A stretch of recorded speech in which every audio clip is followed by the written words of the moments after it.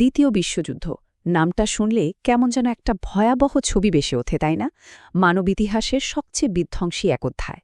কিন্তু প্রশ্ন হলো কিভাবে পুরো একটা বিশ্ব এমন এক ভয়ঙ্কর ধ্বংসযজ্ঞের মধ্যে জড়িয়ে পড়ল? চলুন আজ আমরা সেই ঘটনাগুলোর গভীরে যাব, যেগুলো এই মহাযুদ্ধের আগুনটা জ্বালিয়েছিল। আসলে ব্যাপারটা এমন না যে হুট করে একদিন এই যুদ্ধ শুরু হয়ে গেল। এর পেছনে কোনো একটা মাত্র কারণ ছিল না, বরং এটা ছিল অনেকগুলো ঘটনার একটা চেইন রিয়াকশন, ঠিক যেন একটা ডমিনো এফেক্টের মতো। একটা পড়ার পর আরেকটা, তারপর আরেকটা, আর শেষ পর্যন্ত পুরো বিশ্বই যুদ্ধের অতল গহ্বরে তলিয়ে গেল। তো সেই প্রথম ডমিনোটা কোনটা ছিল, কোথায় পড়েছিল সেটা? এর উত্তরটা খুঁজতে হলে আমাদের টাইম মেশিনে করে একটু পেছনে যেতে হবে, একেবারে প্রথম বিশ্বযুদ্ধের শেষ দিনগুলোতে। গল্পের শুরুটা কিন্তু বেশ অদ্ভুত। শুরুটা হয়েছিল একটা শান্তি চুক্তি দিয়ে, কিন্তু সবচেয়ে বড় পরিহাসটা কি জানেন? যে চুক্তিটা করা হয়েছিল শান্তি আনার জন্য, সেই ভার্সাই চুক্তি আসলে ভবিষ্যতের এক ভয়াবহ যুদ্ধের বীজ বুনে দিয়েছিল। এই চুক্তির একটা ধারা ছিল ওয়ার গিল্ট ক্লজ, মানে যুদ্ধাপরাধ ধারা। এই এক ধারার মাধ্যমে প্রথম বিশ্বযুদ্ধের পুরো দায়টা জার্মানির ওপর চাপিয়ে দেওয়া হলো। ভাবুন একবার, এটা শুধু টাকার বোঝা ছিল না, এটা ছিল একটা জাতীয় অপমান, জার্মানদের আত্মসম্মানে বিরাট এক আঘাত, যা তাদের মনে একটা গভীর ক্ষতের জন্ম দিয়েছিল। আর শুধু দোষ দিয়েই তো শেষ নয়, জার্মানির ওপর চাপানো হলো $33 বিলিয়ন এক বিশাল অঙ্কের ক্ষতিপূরণ। আর এই অঙ্কটা যে কত বড় ছিল সেটা বোঝানোর জন্য একটা তথ্য দিই। এই ঋণের শেষ কিস্তিটা জার্মানি শোধ করেছে সেদিন 2010 সালে। ভাবা যায়? স্বাভাবিকভাবে এই বিশাল ঋণের চাপে জার্মানির অর্থনীতি একেবারে ভেঙে পড়ল। শুরু হলো হাইপার ইনফ্লেশন, মানে মুদ্রাস্ফীতি এমন পর্যায়ে গেল যা কল্পনা করাও কঠিন। পরিস্থিতি এতটাই ভয়াবহ ছিল যে মানুষ এক টুকরো পাউরুটি কেনার জন্য বস্তা ভরে টাকা নিয়ে যেত। হ্যাঁ, ঠিকই শুনছেন, একটা পাউরুটির দাম দাঁড়িয়েছিল 200 বিলিয়ন মার্ক। আর জার্মানির এই যে অর্থনৈতিক বিপর্যয়, এই যে জাতীয় অপমান, এই বিশৃঙ্খলার মধ্যে থেকেই জন্ম নিল এক নতুন শক্তি। নাম অ্যাডলফ হিটলার। তিনি এসে জার্মানদের স্বপ্ন দেখাতে শুরু করলেন, হারানো গৌরব ফিরিয়ে দেওয়ার স্বপ্ন। আর দেশের সমস্ত সমস্যার জন্য একটা কাল্পনিক শত্রুকে দাঁড় করিয়ে দিলেন। আর হিটলারের উত্থানটা হয়েছিল অবিশ্বাস্য দ্রুত গতিতে। দেখুন, 1923 সালে তিনি একটা অভ্যুত্থানের চেষ্টা করে ব্যর্থ হন, কিন্তু এর মাধ্যমে তিনি বেশ পরিচিতি পেয়ে যান। এরপর 1929 সালে যখন বিশ্বজুড়ে মহামন্দা শুরু হল, জার্মানিতে বেকারত্ব আকাশ ছুঁল। আর ঠিক এই সুযোগটাই কাজে লাগাল হিটলারের নাৎসি পার্টি। আর তারপর মাত্র 10 বছরের মাথায় 1933 সালে হিটলার জার্মানির একছত্র শাসক বা ডিকটেটর হয়ে বসলেন। ক্ষমতায় এসেই হিটলারের প্রথম কাজ ছিল ভার্সাই চুক্তিকে বুড়ো আঙুল দেখানো। তিনি গোপনে জার্মানিকে আবার অস্ত্রশস্ত্রে সজ্জিত করতে শুরু করলেন। এমনকি একটা পুরো এয়ারফোর্স বা বিমান বাহিনীও বানিয়ে ফেললেন, যা ছিল ওই চুক্তির সরাসরি লঙ্ঘন। এখন প্রশ্ন হল, বাকি বিশ্বকে তাকে থামানোর কোনো চেষ্টা করেছিল? আশ্চর্যজনকভাবে ব্রিটেন আর ফ্রান্সে প্রতিক্রিয়া ছিল একেবারে দুই রকম। ব্রিটিশরা ভাবছিল, আচ্ছা, ভার্সাই চুক্তিটা হয়তো জার্মানির ওপর একটু বেশি কঠোর হয়ে গিয়েছিল, তাই তারা জার্মানিকে কিছুটা ছাড় দিতে রাজি ছিল। কিন্তু ফ্রান্স, জার্মানির প্রতিবেশী হিসেবে, তাদের আসল উদ্দেশ্যটা ঠিকই আঁচ করতে পেরেছিল। তাই তো তারা নিজেদের সুরক্ষার জন্য সীমান্তে বানিয়েছিল প্রায় 450 কিলোমিটার লম্বা দুর্ভেদ্য ম্যাজিনো লাইন। আর এরপরে ইউরোপের নেতারা একটা মারাত্মক ভুল করে বসলেন। তারা একটা পলিসি নিলেন যেটাকে বলা হয় অ্যাপিজমেন্ট বা তোষণ নীতি। আসলে প্রথম বিশ্বযুদ্ধের ভয়াবহতা তাদের এতটাই ভয় পাইয়ে দিয়েছিল যে তারা যে কোনো মূল্যে আরেকটা যুদ্ধ এড়াতে চাইছিলেন।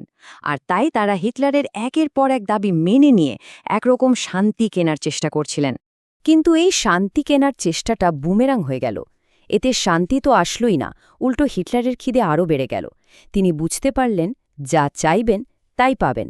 আর এরপর তিনি একে একে গ্রাস করতে শুরু করলেন প্রতিবেশী দেশগুলোকে। একটা গুলিও না চালিয়ে দখল করে নিলেন অস্ট্রিয়া।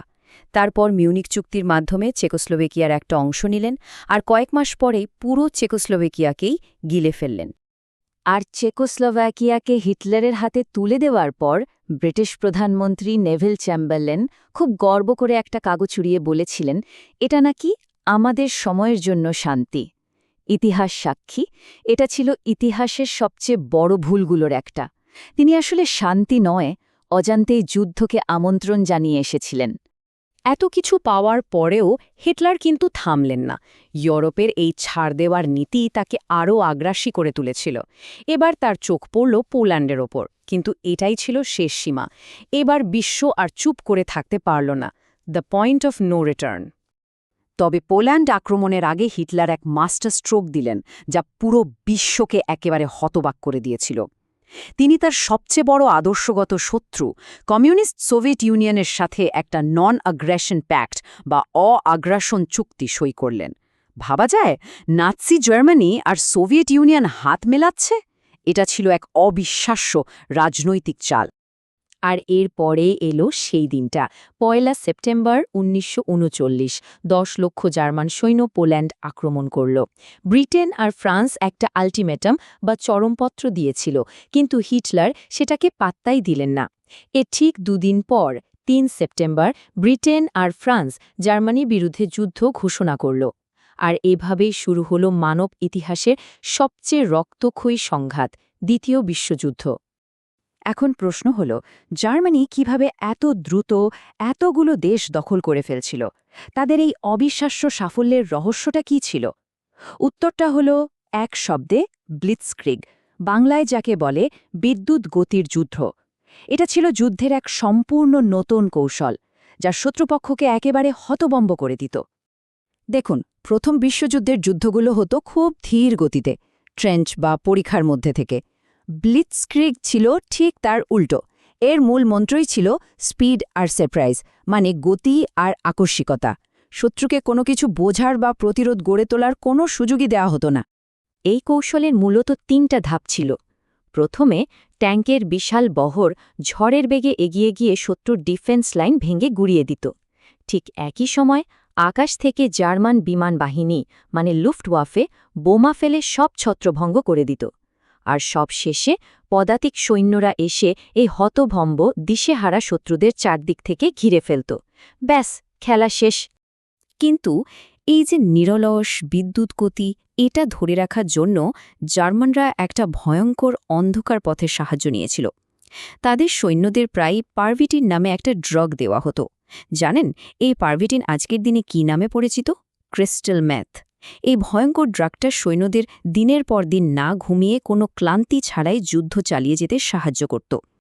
আর এর ফল কি হল? মাত্র ১ বছরেরও কম সময়ে ১৯৪০ সালের মাঝামাঝি আসতে আসতেই হিটলারের নাৎসি বাহিনী প্রায় পুরো ইউরোপ দখল করে ফেলল। Austria, Poland, Denmark, Norway, Belgium, Netherlands, Luxembourg, এমনকি শক্তিশালী ফ্রান্সও তাদের কাছে আত্মসমর্পণ করল। হিটলারের অপ্রতিরোধ্য অগ্রযাত্রার সামনে তখন বাধা বলতে ছিল শুধু একটা দেশ, একা দাঁড়িয়ে থাকা ব্রিটেন। ইউরোপের সেই সবচেয়ে অন্ধকার সময়ে ব্রিটেনের নতুন প্রধানমন্ত্রী উইনস্টন চার্চিল সামনে এসে দাঁড়ালেন। তিনি তার বিখ্যাত ভাষণে গর্জে উঠলেন, আমরা মাঠে এবং রাস্তায় লড়ব, আমরা পাহাড়ে লড়ব, আমরা কখনো আত্মসমর্পণ করব না।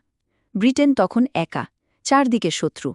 প্রশ্নটা ছিল, তারা কি পারবে নাৎসিদের এই অপ্রতিরোধ্য জয়রথকে থামাতে? এই এক প্রশ্নের উত্তরে কিন্তু বদলে দিয়েছিল পুরো বিশ্বের ইতিহাস।